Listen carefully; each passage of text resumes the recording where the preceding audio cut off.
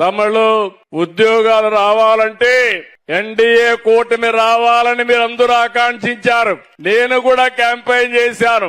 Job రావాలంటే నేను పవన్ కళ్యాణ్ గారు వస్తేనే మీకు ఉద్యోగాలని చెప్పావా లేదా అని అడుగుతున్నా.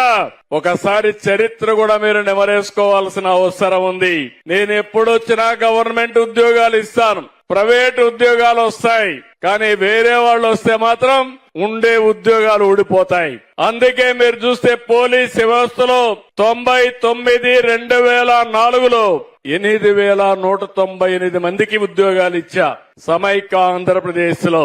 రెండోది 14-19 9,464 మందికి జూన్ 18 నోటిఫికేషన్ ఇచ్చి పరీక్షలు కూడా మార్చి 2019లో పెట్టాం.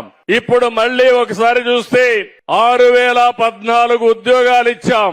మొత్తం కలిసి 23,676 ఉద్యోగాలు నేను ముఖ్యమంత్రిగా ఉన్నప్పుడు మీకు ఇచ్చానంటే ఈ పోలీసు వ్యవస్థ పైన నాకుండే నమ్మకం.